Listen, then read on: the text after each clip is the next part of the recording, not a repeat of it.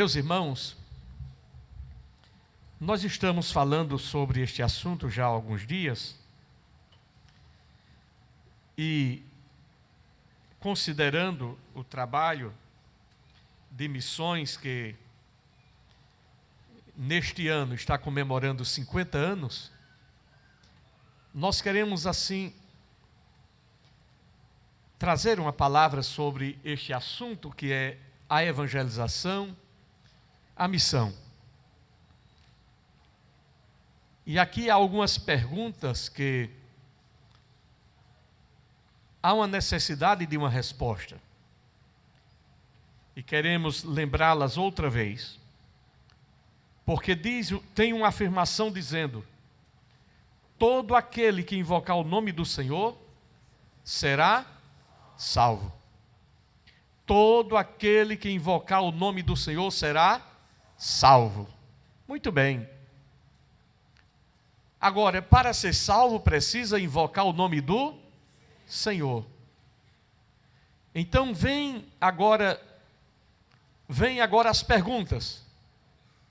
Porque para que alguém possa invocar o nome do Senhor, há algumas condições. E essas condições vêm manifestadas através de perguntas. Porque diz o texto: como invocarão aquele em quem não creram? Porque só vai invocar o nome do Senhor aqueles que crerem no Senhor. E como invocarão aquele em quem não creram? Não creram por quê? Porque diz a outra pergunta: como crerão naquele de quem não ouviram falar? Ou seja, eles não têm condição de crer porque não sabem quem é. Não tem como crer porque nunca ouviu falar. E diz ainda outra pergunta: e como ouvirão se não há quem pregue? E aqui chega no ponto crucial. É preciso que haja alguém que pregue, que fale. Mas ao final vem a pergunta que diz: e como pregarão se não forem enviados? Às vezes, nós comentamos aqui da outra vez, não vamos repetir, porque senão não saímos mais. Mas, às vezes tem pessoas que acham que para pregar o evangelho, precisa que alguém o envie. Eu não fui enviado.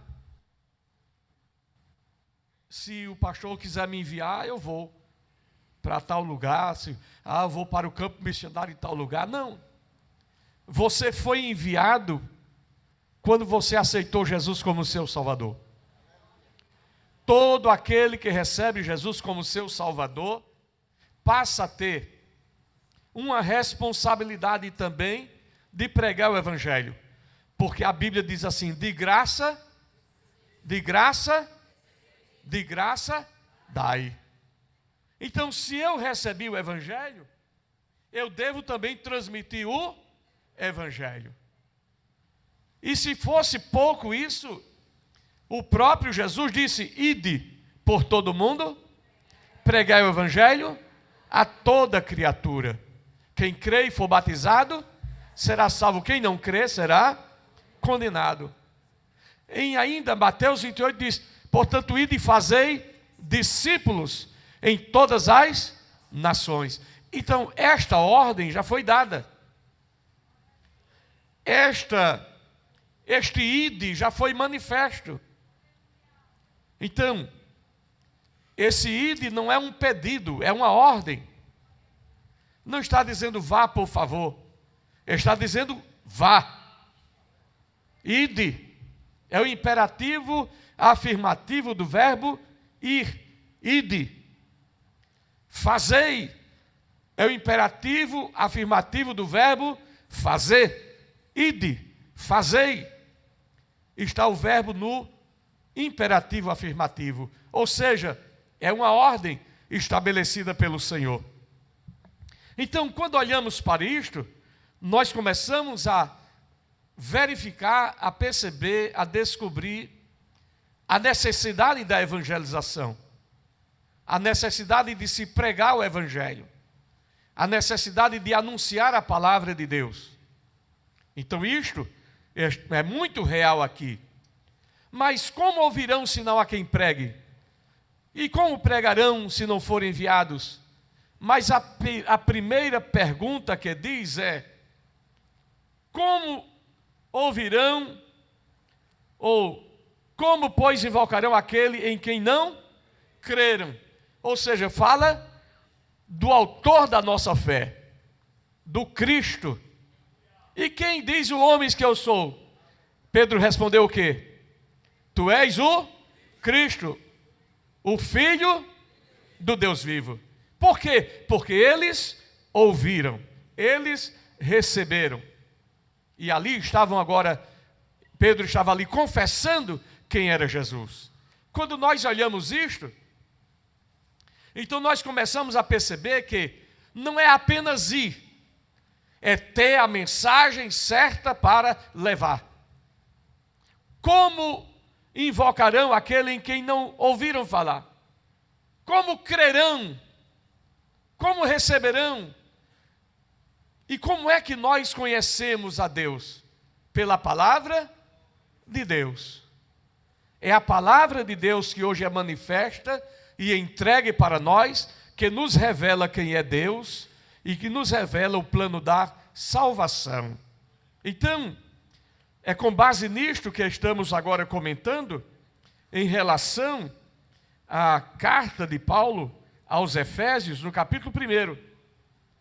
Porque diz aqui e revela aqui que Deus em Cristo Jesus nos abençoou com todas as bênçãos espirituais. Abra a sua Bíblia, Efésios capítulo 1. Diz aí no versículo 3, que Deus nos abençoou em Cristo Jesus com todas as bênçãos espirituais nas regiões celestiais. Em quem? Em Cristo. Ou seja, esta mensagem, como ouvirão se não há quem pregue? Pregar o quê? Isto aqui. Dar a conhecer às pessoas. Falar acerca da razão da nossa esperança. Por que é que nós temos esperança? Por quê? Porque fiel é aquele que prometeu. Quem prometeu não é homem para que minta, nem é filho do homem para que se arrependa. Eu estava observando aqui, porque enquanto estava aqui o devocional funcionando, eu estava ali olhando para o texto, verificando alguma coisa, e por vezes levantando a cabeça e olhando assim, e eu via quando alguém cantava aqui: grande, o Senhor é grande, mas não cantava assim, cantava com a alma. É diferente ou não é? Porque você pode, grande, o Senhor é grande. Está cantando, não está? Mas tem aquele que arranca. Sabe? Não está dizendo que Deus é grande simplesmente porque teve alguém que disse que... Não, ele diz que Deus é grande porque este conhecimento de Deus entrou no seu coração e mudou a percepção, a capacidade de enxergar a grandeza de Deus. Como ouvirão se não há quem pregue? E quando a mensagem é pregada, é anunciada, isso mexe o coração da pessoa, irmãos. Nós podemos estar num culto como este, e se não tivermos cuidado, não procurarmos ter a nossa mente voltada para o Senhor, nós ficamos um pouco dispersos. É assim ou não? Mas quando a Bíblia diz assim: se tu preparaste o teu, então estende as tuas mãos para Ele. Então é preciso preparar o nosso coração. Oh, minha alma, minha alma, minha alma. Aleluia, aleluia. Alegrei-me quando me disseram o quê? Vamos à casa do Senhor. Eu não quero ir para ver fulano, eu quero ir para estar em comunhão, para estar na presença do meu Senhor. É diferente ou não é? Então, é esta percepção de evangelho que precisa estar na vida das pessoas. Não é aquele evangelho formal, aquele evangelho, você é só crente, sou. Eu vou para a igreja. Não, você que sou crente, graças a Deus, eu sinto Jesus na minha vida. Olhe, você não sabe o que é que você, minha filha, você não sabe o que você está perdendo. Quem dera você sentisse o que eu sinto, você visse o que eu vejo, você adorasse como eu adoro, em espírito e em verdade.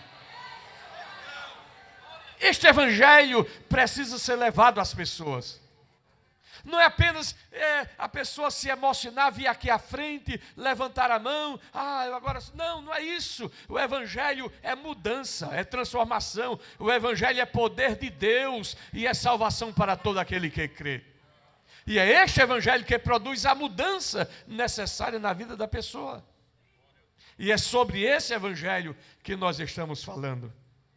Pastor Isaac, em algumas vezes ele dizia: o evangelho que não transforma é um evangelho que não salva. Se o evangelho quando salva, é porque transforma a pessoa. Porque a Bíblia diz que aquele que está em Cristo, nova criatura é. As coisas velhas ficam para trás. Tudo se fez novo. Isso é o evangelho. É a palavra de Deus que tem a capacidade de mudar a nossa vida. E nós dissemos aqui a semana passada que o evangelho não somente nos tira da lama e nos coloca na rocha. Não é uma mudança só geográfica, sair dali para vir para cá. É como um trabalhar na mão do oleiro, que trabalha o barro por dentro do vaso e por fora do vaso. É assim ou não é? O vaso está na roda, rodando, e ele vai trabalhando e bota a mão por dentro e a mão por fora, e ali vai moldando o vaso por dentro e por... Assim o evangelho, porque a boca fala daquilo que o coração está cheio. Muda primeiro o caráter do homem, muda primeiro o sentimento do homem.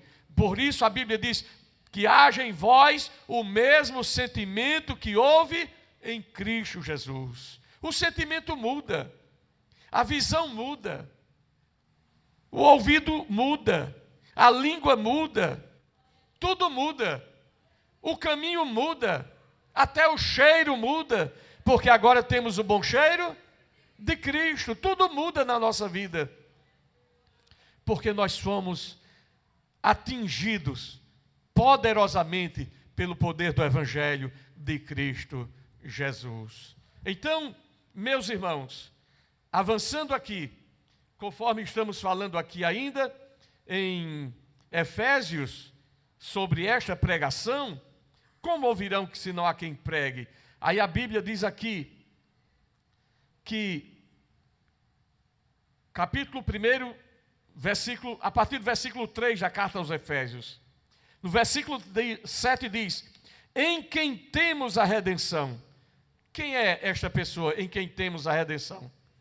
Não é Cristo Jesus? Em quem temos a redenção? Em quem? Em Cristo. Porque não é pela minha capacidade, não é pela minha força. Eu não pude fazer nada para ser salvo, a não ser reconhecer que Jesus me amou de tal maneira que deu a sua vida por mim na cruz do Calvário. A única coisa que eu posso fazer é recebê-lo, é acreditar nele, é confiar nele e saber que ele é poderoso para fazer muito mais além daquilo que pedimos ou pensamos.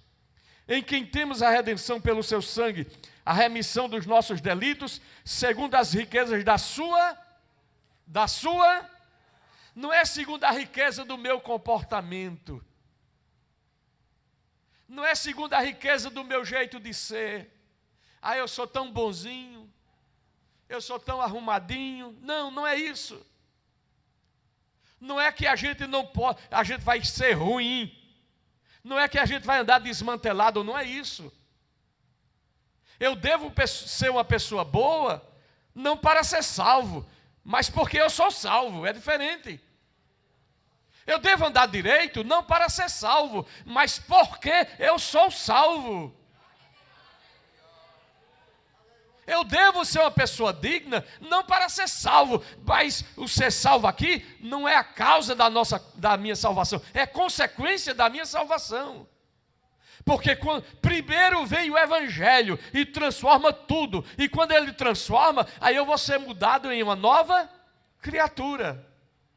Então, o fato de eu procurar ser uma boa pessoa, não é para que eu seja salvo, não. É a demonstração de que o Evangelho está em mim e produz em mim o quê? Vida nova. É o fruto que aparece. Se a árvore é boa, o fruto que vai sair daí é bom, mas se a árvore é má, não adianta a árvore má dizer assim, eu sou bom, porque quando alguém experimentar vai dizer, não, é ruim. É assim ou não? Então é pelo fruto que se conhece a árvore. É pelo fruto que se conhece.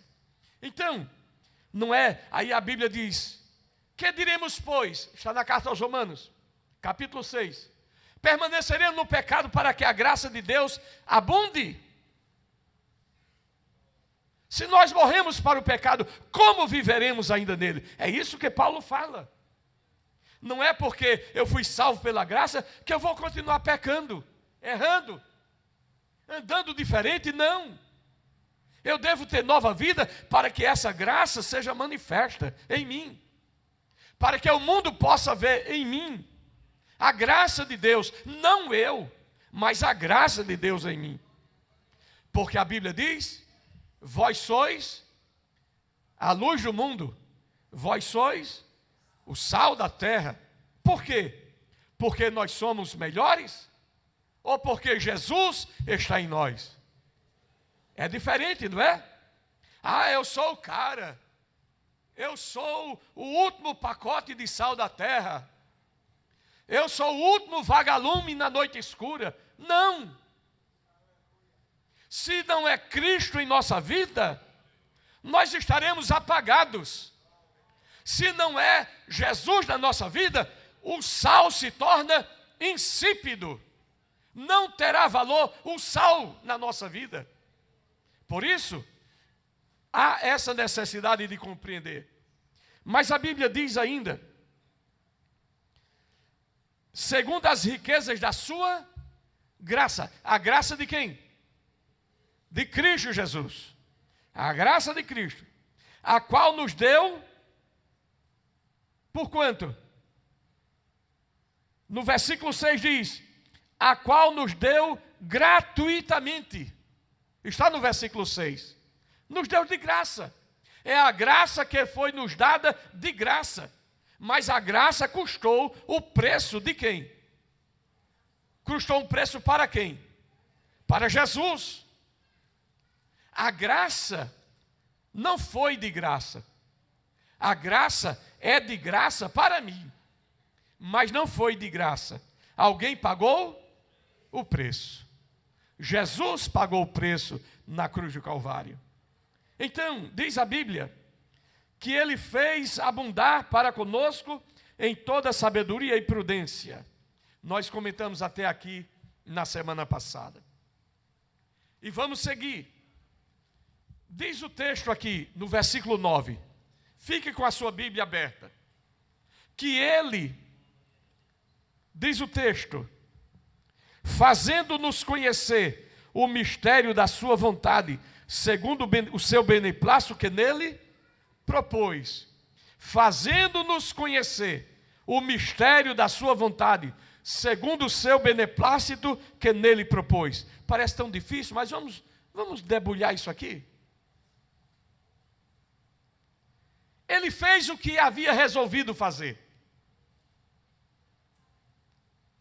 Quando diz aqui, fazendo-nos conhecer o mistério da sua vontade, Ele fez o que havia resolvido fazer, segundo O plano secreto que ele tinha.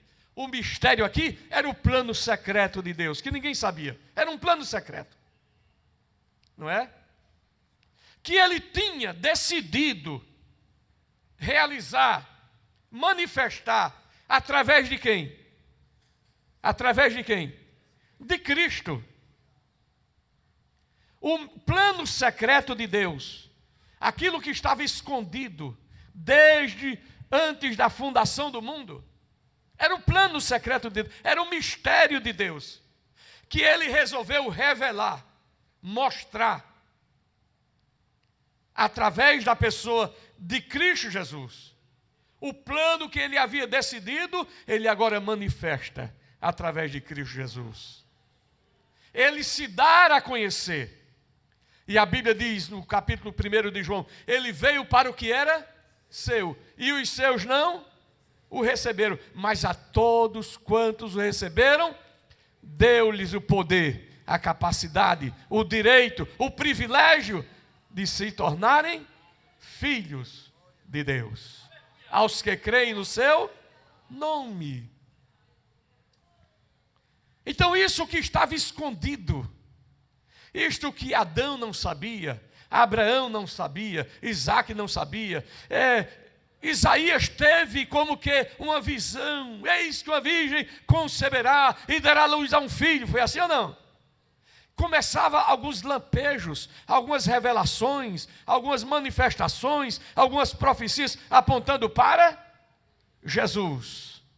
Mas agora, a Bíblia diz, e o Verbo se fez carne e habitou entre nós, e nós vimos. A Bíblia diz que nós vimos a sua glória, como a glória do unigênito do Pai, em graça e em verdade. Esta manifestação de Deus se materializa, se concretiza, se humaniza em Cristo Jesus. E agora temos a manifestação, o segredo de Deus, o plano secreto de Deus, o mistério de Deus é revelado em Cristo Jesus, fazendo-nos conhecer o mistério da sua vontade. Quando nós começamos a ver isso aqui, fazendo-nos conhecer, desvendando. O que é desvendar? É tirar um véu, tirar uma venda. O que é uma venda? Uma venda é um pano. E quando você desvenda, é você tirar a venda, tirar o pano. É assim ou não é? Isso é o que quer dizer desvendar. Quando você está vendado, você está assim. Mas a Bíblia diz assim, desvendando, revelando, é tirar a venda dos olhos. Você não via, mas agora você vê. Glória a Deus. Você não enxergava, mas agora você enxerga. Por quê? Porque a venda foi tirada dos seus olhos. Então, foi revelado, foi tornado conhecido. Aquele de quem os profetas apontavam, de quem o cordeiro lá do dia de Abraão, que a Bíblia diz, quando Jesus diz lá no Evangelho, Abraão viu o meu dia e se alegrou.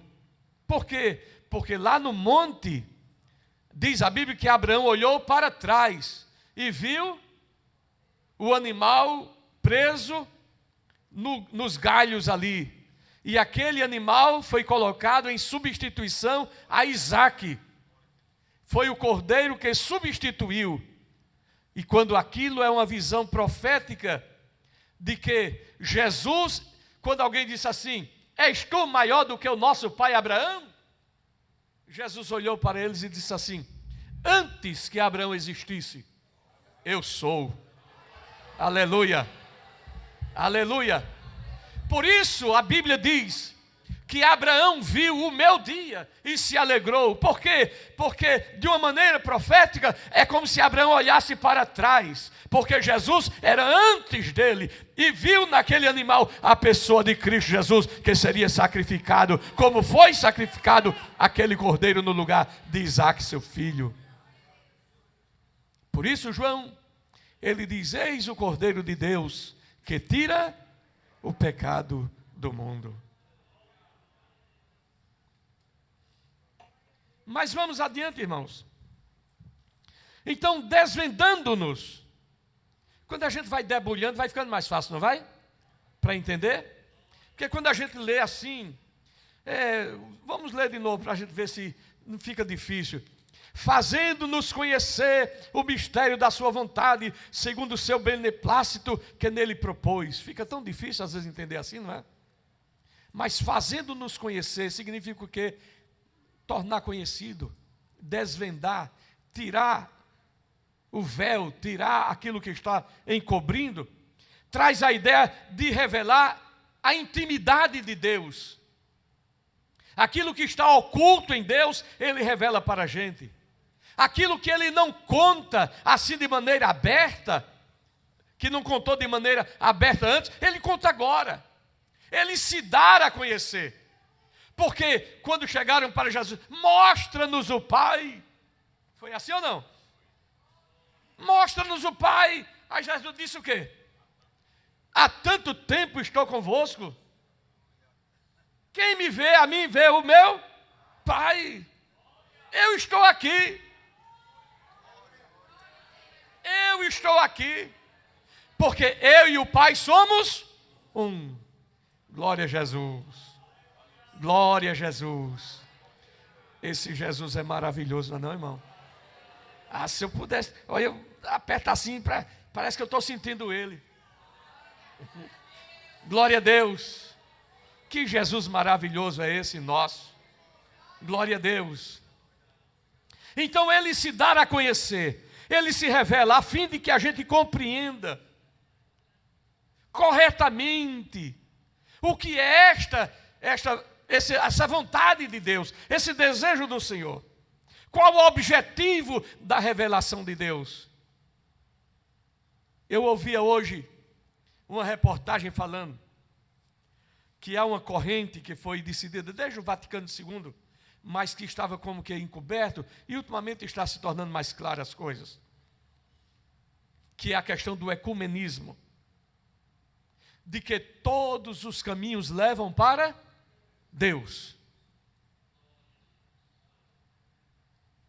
De que todos os caminhos levam para Deus. Isso foi resolvido lá atrás, mas hoje está se tornando mais manifesto.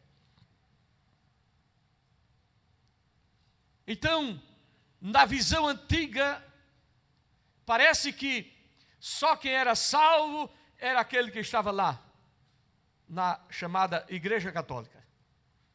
Porque como detivesse toda a revelação. E fora dali não tem nada. Mas com o Vaticano II já mudou alguma coisa. Embora hoje é que está sendo. Então, de certa maneira, o Papa está andando pelo mundo, dizendo que é tudo uma coisa só. Não sei se vocês já perceberam isso. Agregando. E a gente, isso não é novidade para a gente, porque está aqui, não está? Está assim, não está? Porque no final de tudo, vai se levantar como que uma única divindade, uma única religião. É assim ou não é? E vamos ter no final de tudo o quê? O anticristo, o falso profeta. É assim ou não? Congregando todas as coisas numa falsa paz mundial. É assim o que a Bíblia nos revela ou não? Então, enquanto o mundo está aí, sem entender, o crente, que muitas vezes não vai para a faculdade, não entra na universidade, mas está na escola dominical, está no culto de doutrina, e quando está todo mundo perturbado, eu conheço essa história. Ô vovó, e a senhora ouviu falar ainda que eu toda a faculdade vim descobrir agora? Ah, meu filho, olha, desde que eu sou criança, que eu estudo a Bíblia e eu conheço essa história. Nada me surpreende. A Bíblia diz que o que é, já foi. E o que há de vir também já foi. Mas Deus pede conta do que passou. Não tem nada novo debaixo do céu. Nada é novo. Aquilo que foi revelado para você, pelo Espírito de Deus, através da sua palavra, através da sua palavra. Mas vejamos, então essa é a ideia de compreender corretamente o objetivo da revelação de Deus. Então, enquanto alguém está dizendo, todos os caminhos vão dar lá, é como se você tivesse a religião, a fé, como se fossem tribos, línguas, mas convergindo para um final só. Então você pode ser de uma tribo diferente, de uma religião diferente, mas nós estamos convergindo para uma divindade.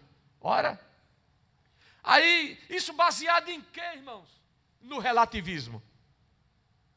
Porque no relativismo da fé, parece que tudo ali, toda verdade é relativa. Mas o relativismo da fé mata a própria verdade do relativismo. Porque se toda verdade é relativa, então a verdade do relativismo também não se torna relativa. Então há uma espécie de autofagia, de morte, de automorte, de autossacrifício nesse conceito. Porque se toda verdade é relativa e vem o relativismo dizer que ela é que é a verdade, ora, eu posso usar do mesmo argumento do relativismo da fé para dizer que essa verdade também será relativa. Então isso é autofagia, é ter a morte dentro de si mesma. Sendo assim, o Evangelho diz, eu sou o caminho, eu sou a verdade, eu sou a vida. E ninguém vem ao Pai, a não ser por mim. Toda verdade consistente, ela é uma verdade exclusiva. No seu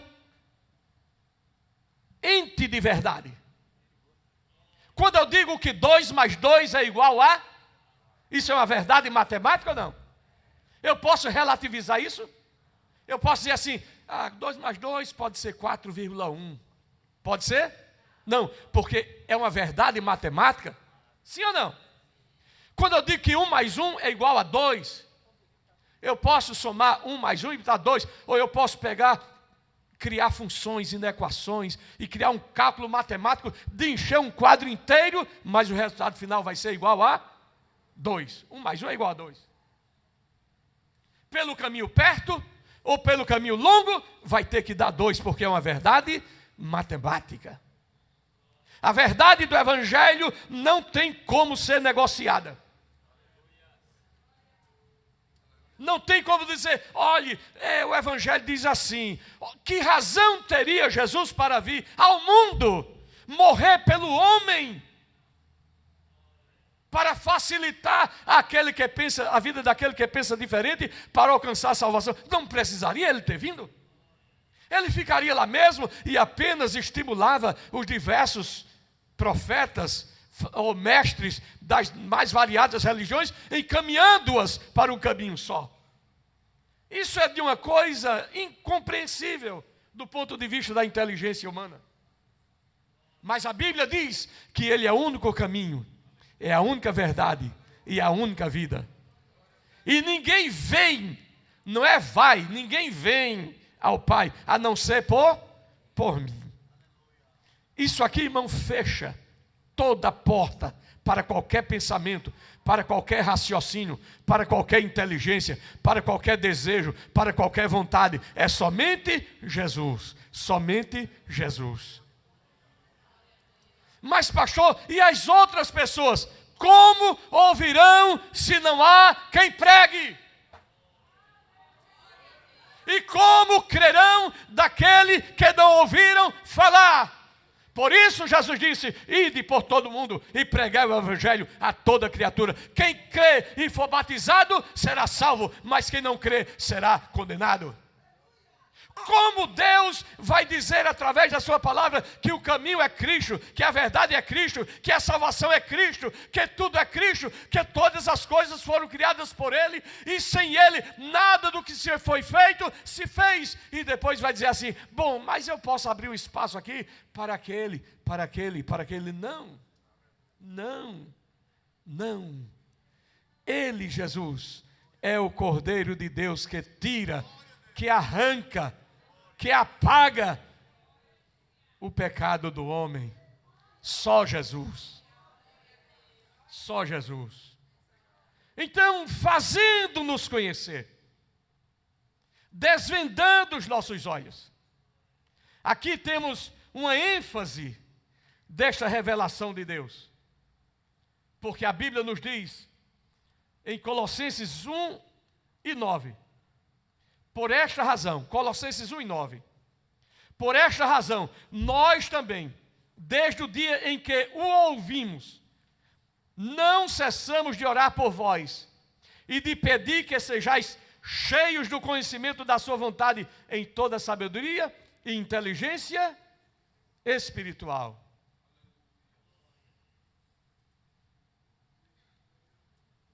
Inteligência o quê? Como é que diz a sua versão aí? Diz assim também? Hein? Como é que diz? Leia bem alto aí. Entendimento espiritual, inteligência espiritual. Isso traz para nós a compreensão de quê? Embora o evangelho cause na gente emoção, sim ou não? Porque Deus é um Deus de emoção. Deus é Deus de emoção? Sim. A Bíblia diz: e não entristeçai o Espírito no qual está selado para o dia da promessa. A Bíblia diz que Jesus chorou. A emoção de Deus não é como a nossa emoção. Ele não é afetado por uma emoção do ponto de vista humano, no sentido de ele ficar assim. Não, compreenda isso aqui. O mundo hoje fala sobre inteligência emocional, sim ou não? Mas existe o entendimento espiritual, ou a inteligência espiritual, que é compreender estas coisas do sobrenatural. Aqui temos a ênfase sobre a revelação, que é conhecer a vontade de Deus. Conhecer o quê? A vontade de... Esse entendimento espiritual, é essa a inteligência espiritual. Procurar conhecer o quê? A vontade de Deus. Bom seria que todos nós, sempre na oração, disséssemos: Senhor, me faça compreender a tua vontade. Jesus, na oração, ele disse: seja feita a tua vontade. Por quê? Porque Deus é um Deus que tem vontade. Deus é um Deus que tem vontade. Ele tem plano. E essa vontade dele, esse plano dele está em curso.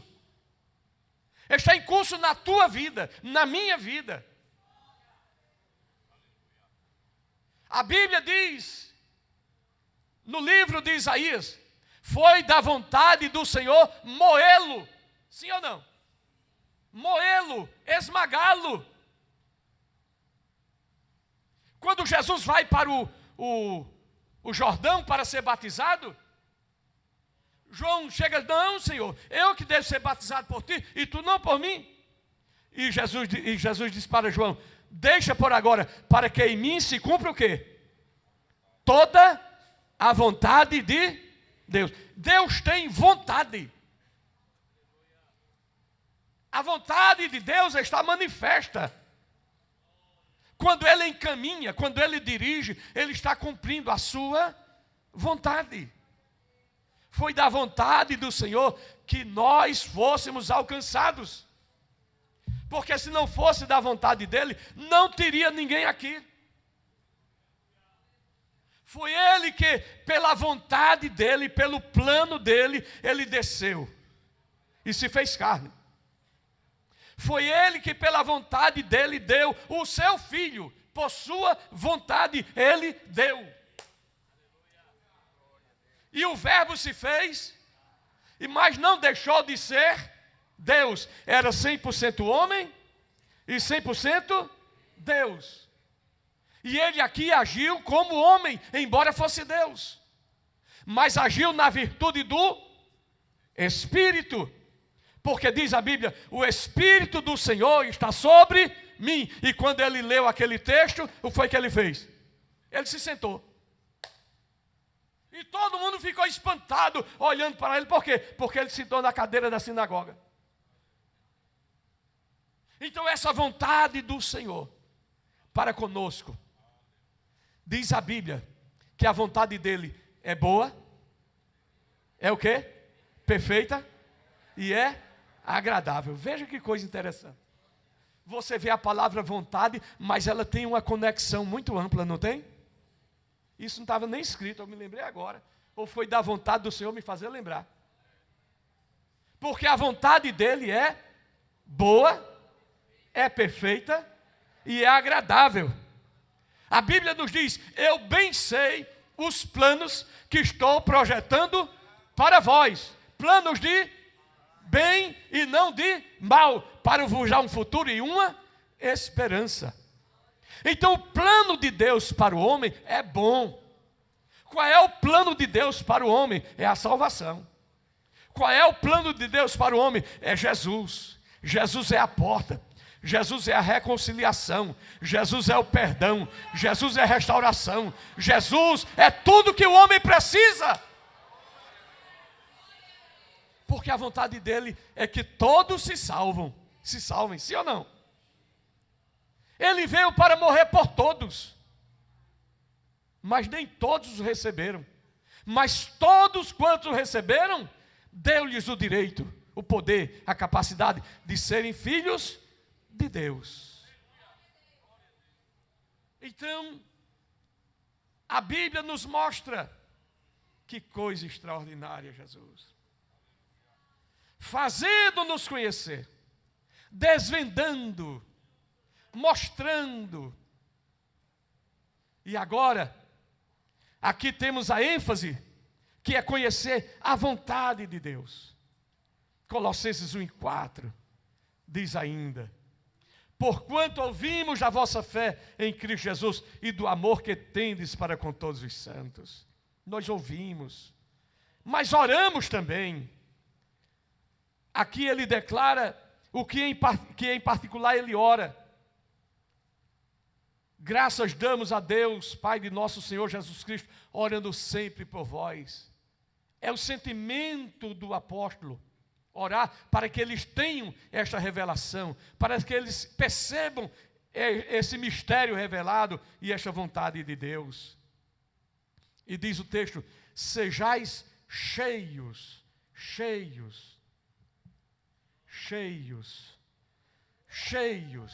ou seja, completos. Que vocês sejam cheios, completos. Não é? Porque, eu estou comentando Colossenses 1:9. Por esta razão nós também, desde o dia em que ouvimos, não cessamos de orar por vós e de pedir que sejais cheios. Cheio aqui é completo. Plenamente abastecidos de conhecimento, repletos de conhecimento. De quê? Da sua vontade. Da sua vontade. Esse conhecimento não é algo exclusivo para alguém, alguma categoria específica. Não, esse conhecimento está para todos que o receberem. Todo aquele que conhece Jesus e busca Jesus, vai se tornando cheio do seu conhecimento. Esse conhecimento, ele se dá a partir da sua comunhão com Deus e a partir da palavra de Deus. Porque ninguém conhece Deus a não ser pela palavra de Deus. Eu não posso agora dizer assim, eu tive um sonho ontem, e Deus me disse que agora é assim, assim, assim. Espera aí. Ele disse o quê? Assim, deixa eu ver se a Bíblia diz, concorda.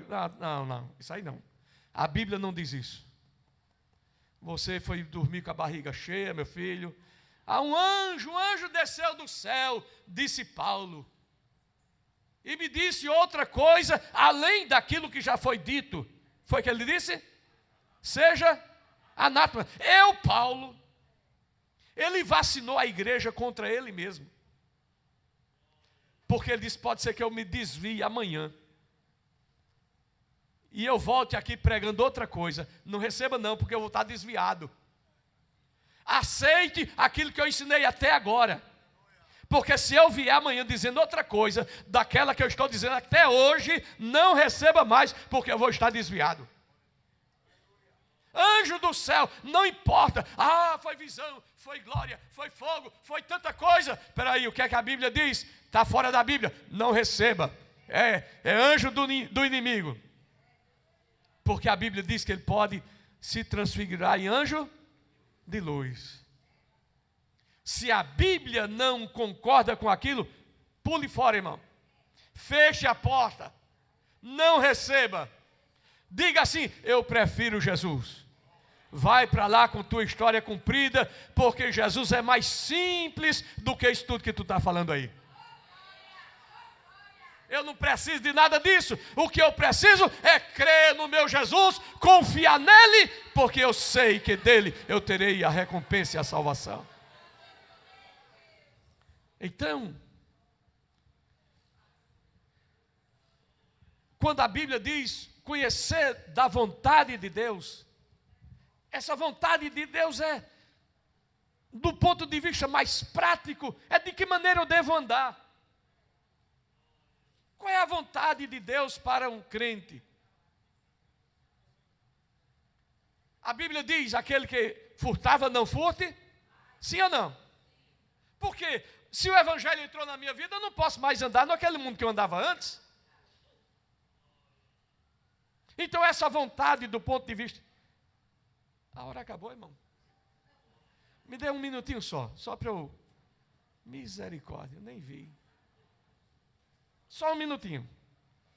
Escute bem. Como você deve andar? Porque se você agora é um crente, é uma nova criatura, uma pessoa nova em Cristo Jesus, eu não posso mais andar do jeito que eu andava não, irmão.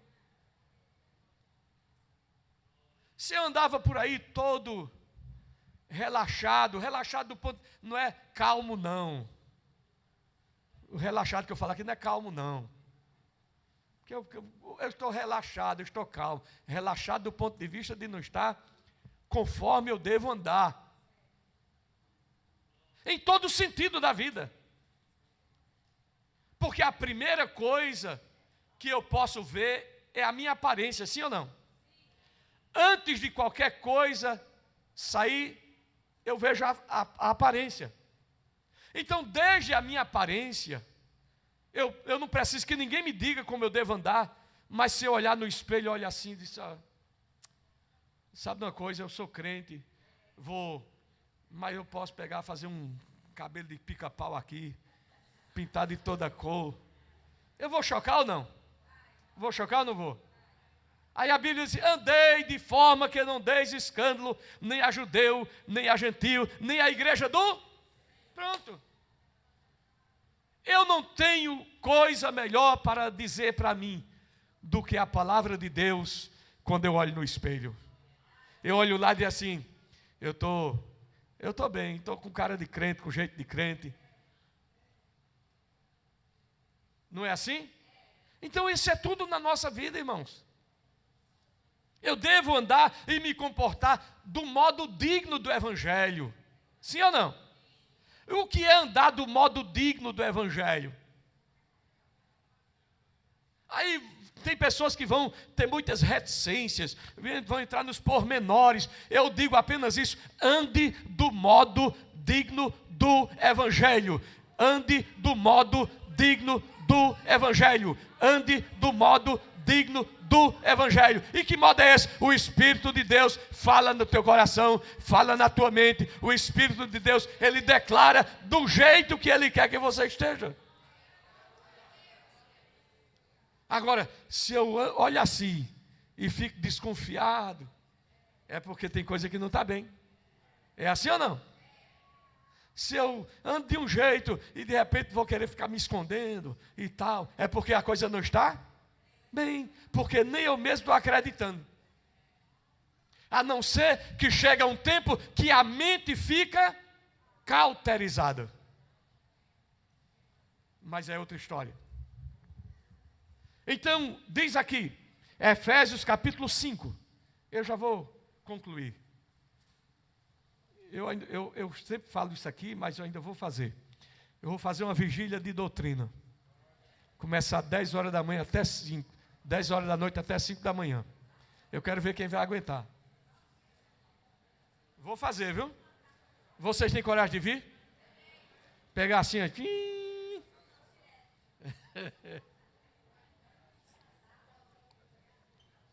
Vou fazer, viu?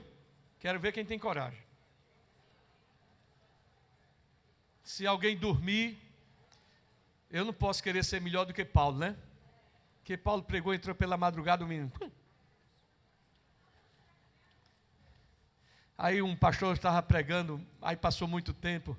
Aí o outro disse assim: pastor, o senhor está pregando mais do que Paulo. E graças a Deus. Por quê, irmão? Porque quando Paulo pregou, só dormiu um. E hoje tu está pregando, dormiu um monte. Aleluia. Efésios 5, eu vou concluir com esse texto aqui. Efésios 5, 15 a 17, diz assim: porquanto vede prudentemente como andais, não como nécios, mas como sábios. Vede prudentemente como andais, não como nécios, mas como sábios. Se eu fosse debulhar isso aqui, aí seria mais um bocado de semana, só para falar nisso aqui. Mas eu ainda vou tirar um dia para falar disso aqui. Andando como sábios, não como nécios, remindo o tempo, porquanto os dias são maus. Por isso não sejais insensatos, mas entendei qual seja a vontade do... Veja a palavra vontade aí. Qual é a vontade do Senhor? De que forma eu vou andar dentro da sua vontade? Perceba isso aqui, irmão. Você que tem o Espírito Santo de Deus, o que isso quer dizer? De que maneira eu vou andar? Eu vou andar por aí e alguém vai me ver. Rapaz, não tem cara de crente, jeito de crente, nem munganga de crente não tem.